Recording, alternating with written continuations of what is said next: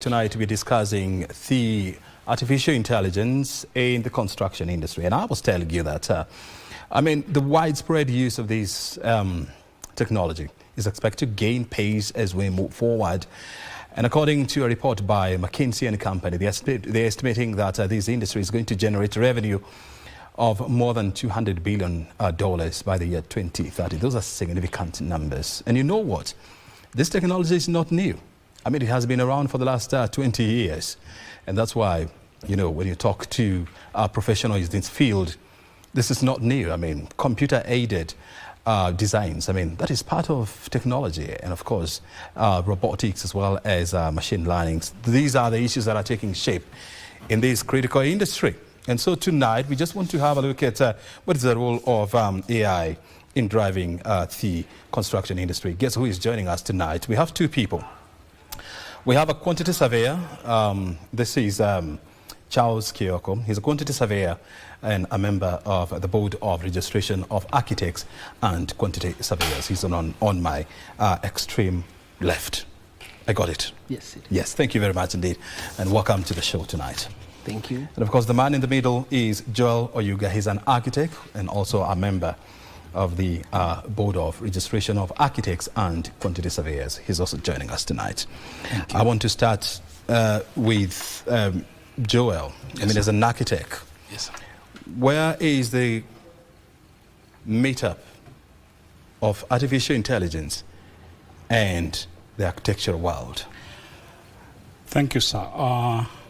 I'll start by saying that artificial intelligence is the ability of machines to replicate human intelligence. And because of that, you'll find that we get a nexus between architecture and artificial intelligence, and find that the technologies associated with the architecture, as you mentioned, like computer-aided design. Right now, we are on building information modeling. You find that these tools help in automating the architectural part in the construction industry. Now, AI comes in to accelerate it. And how does it come in? We have three main aspects in architectural work. The first one is the overall master planning. So you'll find that there are tools in AI, the likes of test fit, that can help you do a master plan as long as the codes have been given clearly, okay? In terms of design, we find that we have tools that help us in doing our designs, scheme designs. In terms of renders, tools like Reroom help you to do that. And find that there are tools like Arc Design that help you now to do the actual scheme design. Once these tools have learned through what we call the LLM, the large language models, they have learned how you do things. They are able, as long as you give it space, they are able to organize that space for you to in a way that it conforms to most of your designs. Thank you. And why are people feeling like artificial intelligence is a new concept, yet it has been around for quite a long time? What I can say is technology, because that's my speciality. There's always what I will call a hype and a lull with the various forms of technologies, okay? So you'll find that artificial intelligence for the last 3-4 years has had a hype. Remember, there was a time that we always talked about Internet of Things. It also had its own time. So you'll find there's surely this hype. The difference between artificial intelligence and these other ones is the pragmatic and the practical approach of integrating it to our various technologies.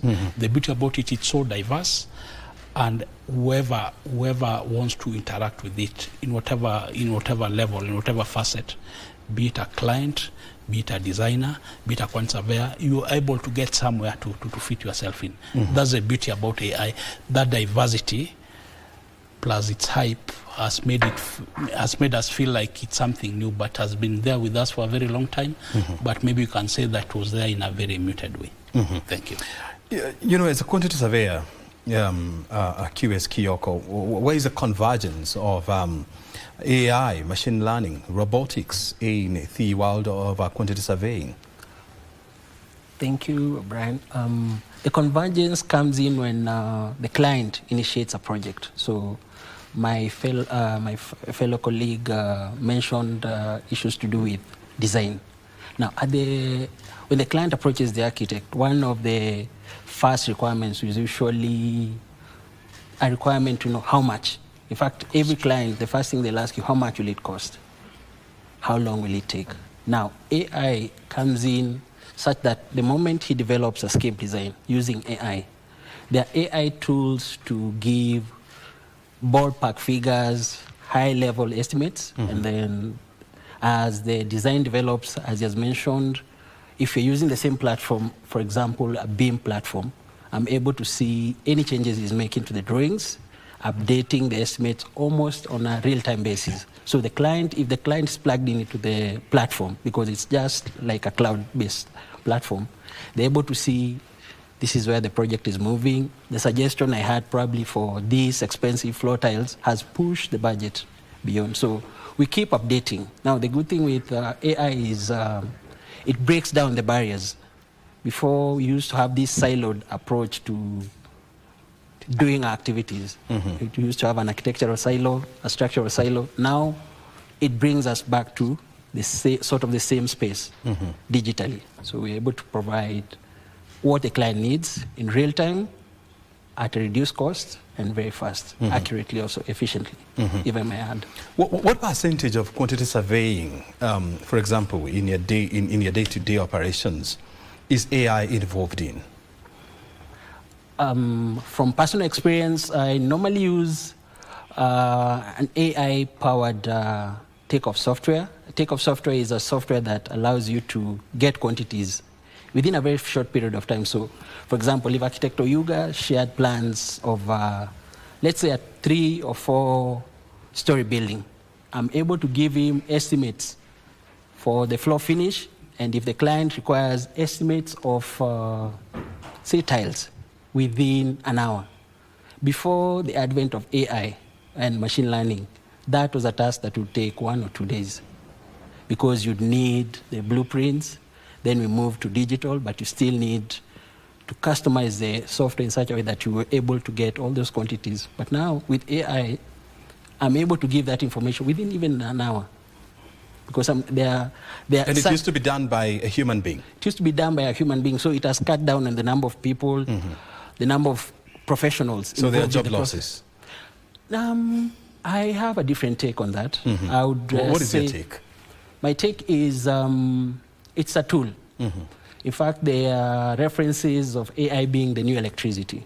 So what with the same way electricity was able to revolutionize agriculture, industrial activities, AI has come to, it's a disruptor, but it does not come to replace us. We'll be more of decision makers, high-level decision makers. Of course, it will reduce the number of employees in an office, but it frees up even the fellows in the office to do other value-added, to provide other value-added services. Because now, if takeoff, which is the mainstay of quantity surveying, the same way design, if you can use an app to design, to give, even you've seen some of the apps that are able to change the way your room looks, interior design. If that can happen. But now the intervention, the human intervention is what helps now steer it to the right direction. Electricity is good. If mismanaged, it can be dangerous. So I want you to help us understand this. I mean, before you embraced machine learning, robotics, and artificial intelligence in your day-to-day operations, for you to develop a bill of quantities, for a 4-storied building, how many people were involved? Anywhere, depending, because delivery is usually also based on how urgent the project is. So if, for example, the architect has just released the detailed drawings, the latest revision with all the client's requirements, it used to take anywhere between 3 to 6 employees on a full-time basis. 3 to 6 employees. Yeah, on a within a week. Basis. Within a week. Yes. Now, with AI, with some of the softwares that are AI enabled, what happens is that can be done within a day. Within a day. Within by hours. how many people? 1 person. By 1 person. What happens to the other 5? Yeah? What happens to the other 5? Now, quantity surveying is not just preparing bills of quantities. There are site visits, there's client advice, there's costs, planning and cost control. So they are deployed elsewhere? They are deployed to now manage what AI cannot do. Architect, I know you're also a lecturer. Yes, and a technologist at Technical University of Kenya. Yes, yes, yes. When you're interacting with the young people who are taking up these technical courses, yes. What is their attitude towards technologies like artificial intelligence, machine learning, robotics? In fact, I can mention that early last year we did some research on the level of adoption of AI tools, especially within the diploma students within the country. And what was coming up was that for the normal AI tools like the chatbots, ChatGPT, Grok, those tools, they were being easily adopted because the students could see the correlation between using this tool and helping me do these assignments and what have you. And that was very important for them on theoretical units. But when it came to practical units like what we call studios in architectural design and education, you'll find that the students still have not gotten the correlation of these tools and the ability to improve their studio work. So I would say it's a new idea to them. For the few who have started adopting them, they're really appreciating it. But what I can say, we are on the early stage.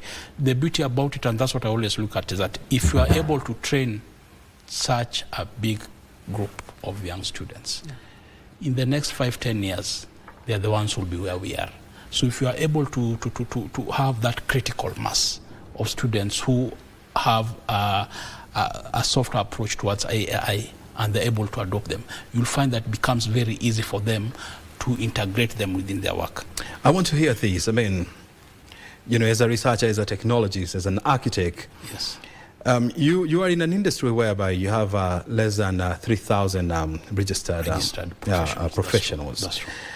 How many of these have embraced the concept of artificial intelligence and machine learning and so forth? What I can say from my experience is that the level of adoption is low. That's where the board What percentage? I can comfortably say less than 10%. Okay? Less than 10%? Less than 10% of professionals actively use the AI tools that are related to their specialities. Okay? Why is this such a small population? One, as my colleague has said, AI is a hidden gem. Okay, most of us have not yet embraced it. Okay, and that's where the board comes in, because they have noticed that gap, and we are trying to build capacity. So one of the things that the board Borax is doing is try to build capacity amongst architects and amongst quantity surveyors to embrace AI. And once you're able to embrace it and have a critical mass, then we'll be somewhere. So as we speak right now, the adoption is low, but from my experience, even with the seminars we had recently, there's a lot of curiosity.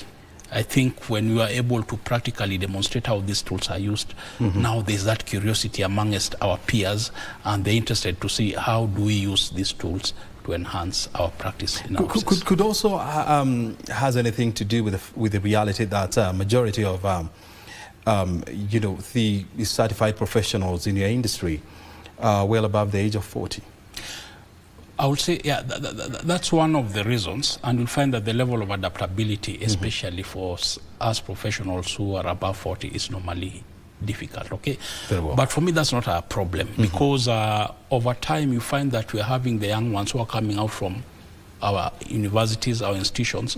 Within the next 5-10 years, there will be no positions. So you'll find that as much as it might be an issue right now, but over time you'll find that with that leverage, the level of adoption of these AI tools will be able to. And what surely happens that once they are there and we have a critical mass within these offices, they're able even to encourage the elder professionals to use those tools. QS Kioko, I mean, you're also in an industry highly specialized, I mean, yes, with less than 2,000 certified professionals?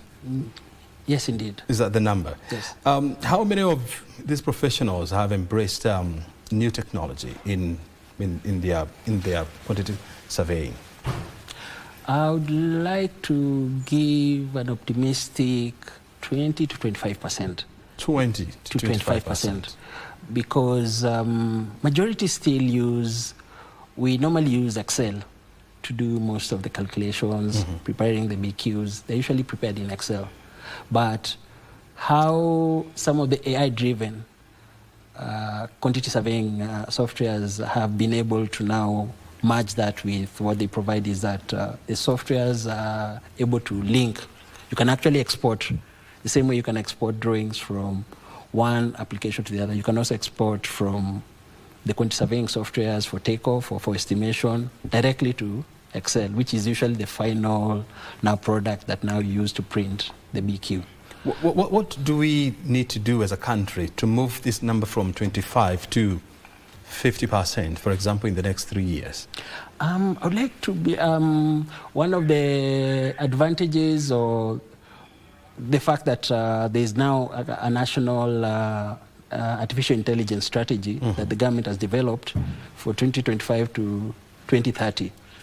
We have some of our professionals involved in formulating that strategy, and the built-in industry has representation so that there is a bridge on how to regulate AI, how to encourage skills development, and also investment, because some of the softwares are very expensive. The ones that are AI-enabled, some of them, the costs are upwards of $500,000. $500,000 shillings. Some of them, depending on the number of users in the office, can cost up to $5 million.